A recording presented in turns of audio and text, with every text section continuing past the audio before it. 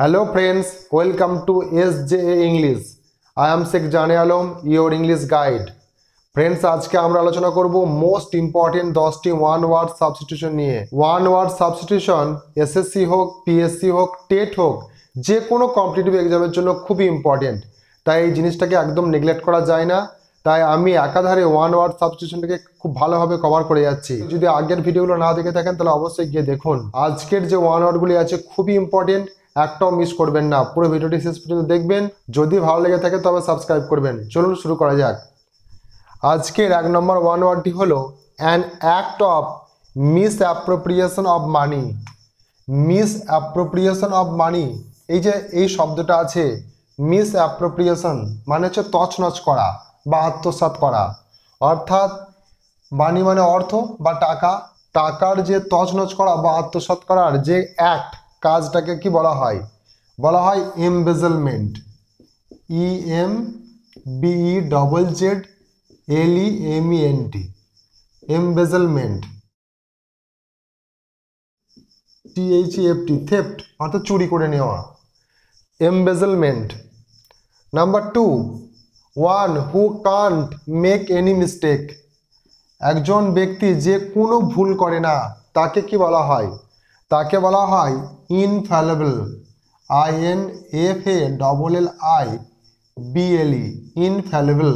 ইনফ্যালেবল মানে হচ্ছে অভ্রান্ত, যে কোনো মিস্টেক করে না তাকে বলা হয় infallible. Number 3, an exact copy.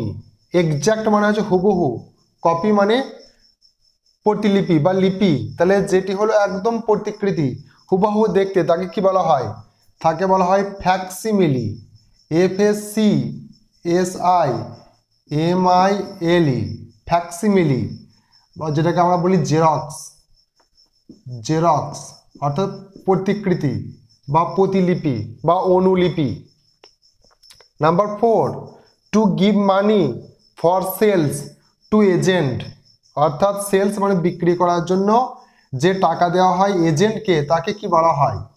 কোনো এজেন্টকে যখন সে ভালো বিক্রি করেছে বলে যে টাকাটা দেওয়া হয় তাকে কি বলা হয়? তাকে বলা হয় কমিশন। COMMISSION, কমিশন মানে নিশ্চয় জানেন। কমিশন মানে হচ্ছে যে আমি এই কাজটা করে কমিশন পেয়েছি। কমিশন মানে দালালি। আর যেটাকে আরেকটা বলা হয় ব্রোকারেজ, BROKERAGE, ব্রোকারেজ। অর্থাৎ ব্রোকাররা যে টাকা পেয়ে থাকে আর দালালি করে যে টাকা পাওয়া যায় তাকে বলা হয় ব্রোকারেজ, দালালি। Number 5, favouritism shown by a person in power to his relatives. Person in power মানে হচ্ছে ক্ষমতায় যে ব্যক্তি থাকে, সে ব্যক্তি যখন তার আত্মীয়দের কি করে? ফেভারিটিজম করে, তাকে বলা হয় নেপোটিজম। NEPOTISM, নেপোটিজম মানে স্বজন পোষণ। অর্থাৎ নিজের রিলেটিভ দিকে অগ্রাধিকার বেশি দেয়। আমাদের ইন্ডিয়াতে বেশি হয়। হ্যাঁ, বলিউডে খেলে গেলাম বলে ভেবে নেবেন না যে এটার আবার synonym.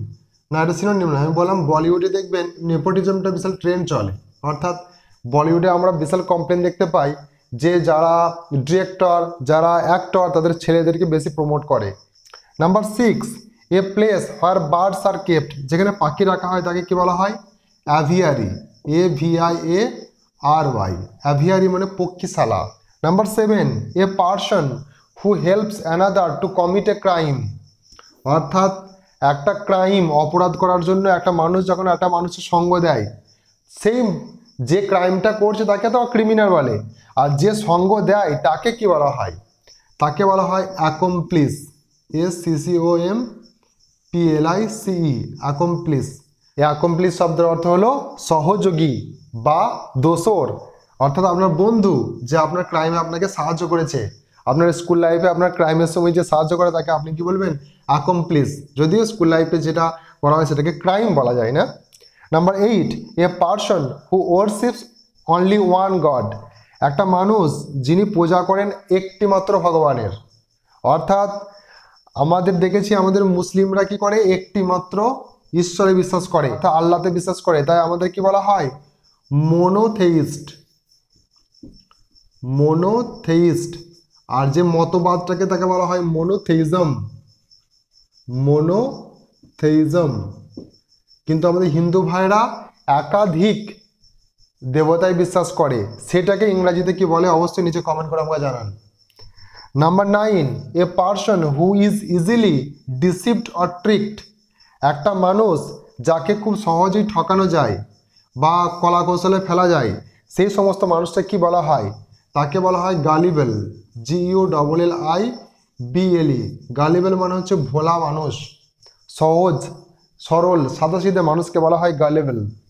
Number 10, the first public performance of a musical or theoretical work, specially কোনো ফিল্ম হতে পারে, অর্থাৎ যখন প্রথম পাবলিক পারফরমেন্স করা হয় তখন তাকে কি বলা হয়? কোনো একটা মিউজিক হতে পারে, মিউজিক্যাল বা থিওরিটিক্যাল, অর্থাৎ কোনো অভিনয়ের কোনো কাজ, কোনো নাটক হতে পারে, কোনো সিনেমা হতে পারে, বা কোনো মিউজিক্যালের কোনো কাজে যখন প্রথম পারফরমেন্স পাবলিক পারফরমেন্স হয় সেটাকে কি বলা হয়? এটা খুবই সোজা, কিন্তু এটাকে শুনে মনে হবে খুব কঠিন, কিন্তু এটাকে খুব ভালোভাবে বোঝার চেষ্টা করবেন। ফার্স্ট পাবলিক পারফরমেন্স, অর্থাৎ পাবলিকে প্রথম পারফরমেন্স করা হয়, কোনো মিউজিক্যাল হোক বা থিওরিটিক্যাল হোক, যে ওয়ার্কটাকে সেটাকে কি বলা হয়? তাকে বলা হয় প্রিমিয়ার। PREMIERE, বানানটা অবশ্যই আবার দেখে নেবেন। প্রিমিয়ার অর্থাৎ প্রথম যে দেখানো হয় সেটাকে বাংলাতে প্রিমিয়ারই বলে, প্রিমিয়ার জিনিসটাকে আমরা বলে থাকি। এগুলো ছিল মোস্ট ইম্পর্টেন্ট 10টি ওয়ান ওয়ার্ড সাবস্টিটিউশন।